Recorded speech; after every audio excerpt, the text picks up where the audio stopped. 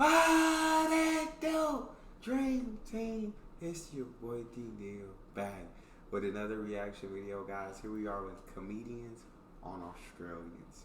Before we dive in, make sure you guys subscribe to the channel, ring the notification bell, the video a thumbs up so it gets suggested. Oh, you go!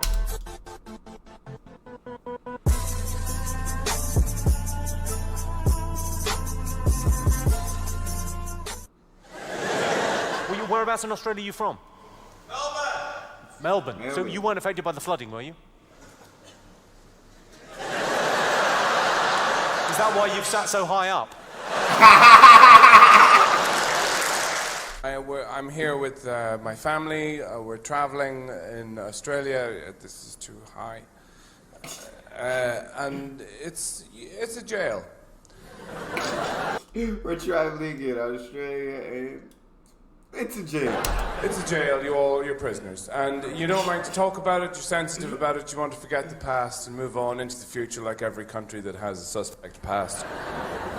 You know, it's a totally inhospitable place. You shouldn't be here. The sun, you live about 3/4 of a mile from it. And I've seen insects walking around with knee pads. You fling yourselves into the sea. Hey, Sam, I've seen insects walking around with knee pads. He's not lying, bro. Animals, the insects for sure, definitely go through evolution a little quicker over there in Australia. The climate over there is a little more favorable for their evolution over there. Walking around with knee pads, you fling yourselves into the sea when you're not actually walking around audibly crackling in the heat, and the sea is full of jellyfish and sharks and other things who hate you, but you persist in living here. So we flew here, you know, and with the children and everything who are pressing the buttons and not sleeping and actually getting energy from the hatred they inspire in you on the plane. But you all really come from Irish prisoners, and that was because the English sent you here a long time ago, and the English were very good at that, you know, at founding colonies and so on. A lot of it was because of the voice, the English voice. Irish people you never see starting a colony, you know, willingly, because Irish people wouldn't turn up. They would say, we'll go over there, it's got loads of stuff, are you coming? I will, yeah, I've just got to meet my brother for a quick drink, and I have to pick up some knitting and things, I'll be there. No.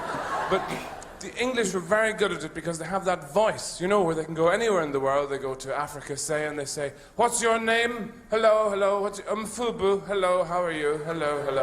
Listen, Fubi, I've got some beads here in my pocket. Would you like to see them? Would you just listen? Clicky clacky sound they make. Aren't they pretty? You keep those. You have those. You enjoy those. Walk away. They're yours. I'll just have from where you're standing to the horizon. Thank you very much. English people like to go anywhere. Africa, for example. So what's your name in Fubu? You see these beads? That sound that they make, clicky clacky. So you keep those. You have those. I'll just have where you're standing to the sea. Thank you very much. Just have from that's how the British was doing it back in the day. That's how they were really doing it back in the day. You're standing to the horizon. Thank you very much. They were all very good at that. But yes. Anyway, yes, so it's you know, it's top a jail tier you live in. It's lovely. You've done wonderful things with it. But you are all still in denial. The only real reason I came, I don't want to see Urulu or Wurulurulu or any of your other garden fete exhibits. The only real reason I came here is to kill a wiggle.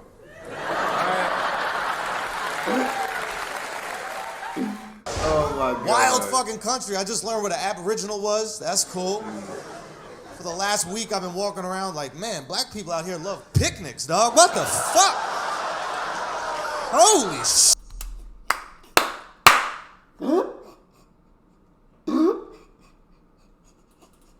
I love Andrew Schultz, bro. Shit! I love Andrew Schultz. Black people love picnicking, bro. Every time I see black people, they're fucking picnicking. Literally every time on the grass, picnic, picnic, picnic.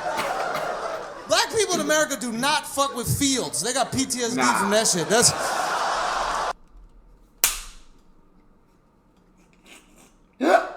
Nah, we ain't messing with the field. We don't be doing picnics like that. Nah, we not outside. We not doing that. He right. There's a sordid history with fields. You see a black dude on grass back home, he's being tackled by a football player or the police, but either way.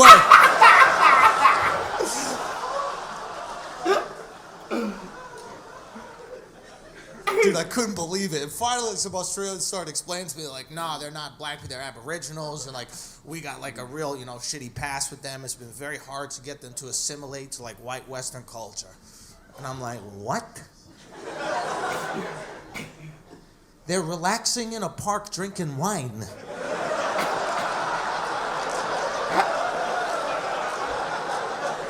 Mission accomplished, Australia. How white do you want them to be? Give them some fucking cheese and crackers. They're French.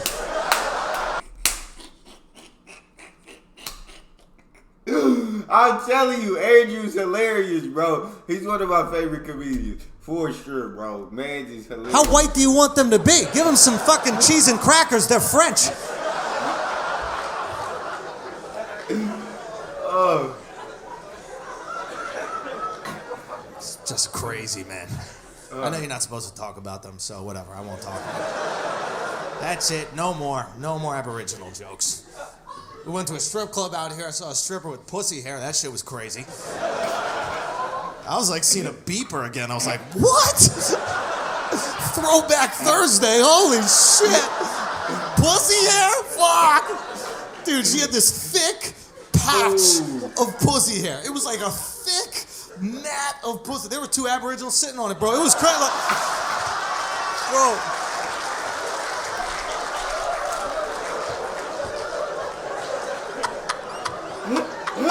No bullshit. I traded her a dance for some goon wine. I once had sex with an Australian girl. She said mid-coitus, whilst fucking. She said, "Have you slimed yet?" Slimed it? Huh? Have you slimed yet? I thought it was all fucking Ghostbusters. Box jellyfish, crocodiles, snakes, blue ring octopus, red-black spiders, funnel web spiders, great white sharks. Just some of the reasons that put me off going to Australia. You ain't gonna get attacked by those things, though, what I've learned. You're not gonna get attacked by those things, you know what I'm saying? It's yeah, the probability of you getting attacked by those are literally, I don't know, 1 in millions, or I guess you being killed by one. I won't say attacked, I'll say killed by one. I'm 1 in millions. But that's funny. I mean, that's how everybody thinks, I feel like, until they actually go to Australia or actually learn about Australia. Every creature is bigger and angrier than anywhere else on the world. That's true. I put it down to 2 things. 1, it could either be because spiders and snakes and the like normally hide under rocks. The Earth is one big rock. Australia's at the bottom of the big rock, and they're trying to hide under it. Oh my God. Carl, you are a maniac. It's just thinking about it, thinking about where spiders go and that works, doesn't it? No. Why doesn't that work like a rock? Because there's no real upside down and bottom of the earth, is it? It's all relative to what? It's relative to what? A map that you saw. Well, it's a coincidence, isn't it? That's right, okay, read on. I spent 3 years of my life in Australia. In actual fact, I didn't spend 3 years, I spent 18 months. But 18 months in Australia is like 3 years anywhere else. And the Australians are very proud of the country. I left London on Friday at 4:30 in the afternoon. I flew all through Friday, all through Saturday, all through Sunday, and I arrived after 36 hours on an aeroplane. I arrived and see my eyes are hanging out. 36 hours on a plane, bro. That's crazy. I just wouldn't want to, unless I'm flying first class up in the sky. I wouldn't want to be on an airplane for 36 hours. And the fellow says, "How did you find Australia?" I said, "I got off the bloody plane and it was there."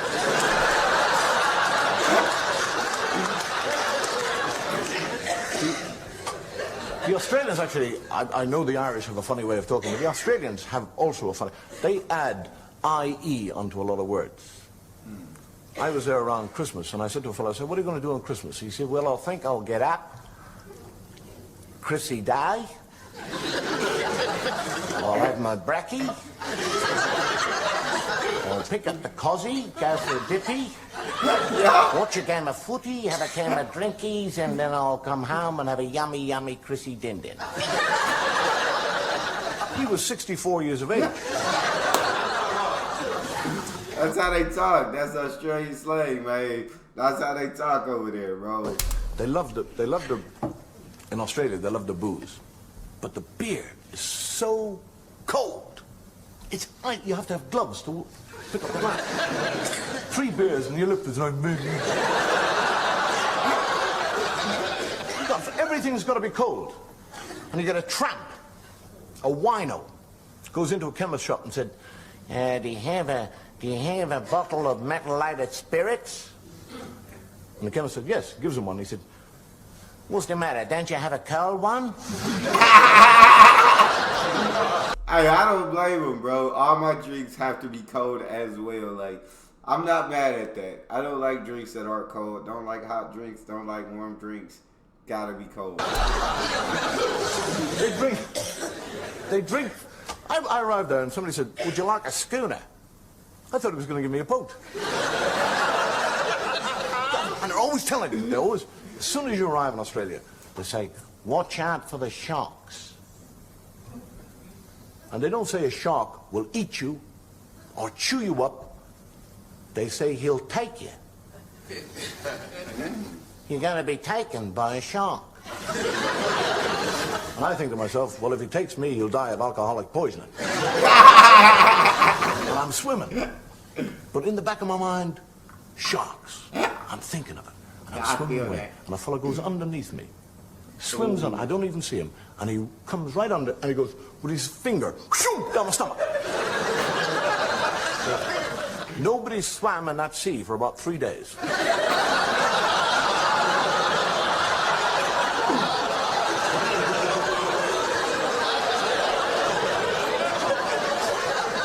It is the nearest thing I have ever done to in my life. I was across the water on the beach. When I was out there, I hired down on the coast a bungalow kind of shack, hut, which we used to go for weekends. And we always get down there and have a few beers and swim and eat, laugh, joke. Have a good time. And then one of these Australian friends of mine said, hey, Dave, you want to be careful about the grass around here. It's getting very tall, and a lot of snakes. They live in the grass. You want to cut it. And I said, well, I'm never here. I only come here every 6 weeks or something. How the hell am I going? He said, well, buy yourself a sheep. Tether him, and he'll eat up all the grass. So I thought it was a very good idea. I bought a sheep for £5. Tied him up. 6 months later, he's as big as a house. Wool everywhere. Somebody said, you want to get him sheared? He'll dehydrate. So I go back to Sydney and I go through the yellow pages. Sheep shearing. And unknown to me, I am ringing up the biggest sheep shearing company in the world. And I said, I'm making inquiries about sheep shearing. The woman said, 1 second, please. And I was, I believe you're making inquiries about sheep shearing. I said, yes. He said, well, let me tell you our rates first. We shear sheep per 5,000, 10,000, 50,000, 100,000.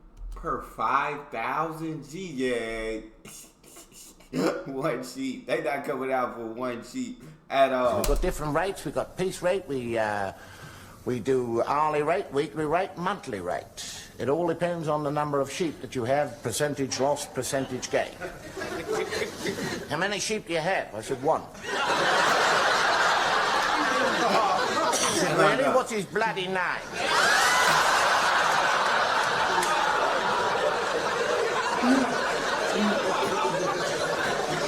My mind you, I'll tell you something. I'll tell you, and I mean this very sincerely. The Australians are perhaps one of the most hospitable and generous people in the world. Facts. I mean, if you're stuck for a night, they'll give you a bed. You haven't got a drink, they'll give you a drink. Got no money, they'll give you money. The food, they'll take the food off the plate and give it to you. It's those white Australians I don't like. So white Australians, I don't like. That was good, bro. I like these comedians. I love Australia. I want to go. That's all we got. You guys got a favorite video suggestion? You can subscribe to Patreon or drop it in the comment section. It's your boy D Neal. Out.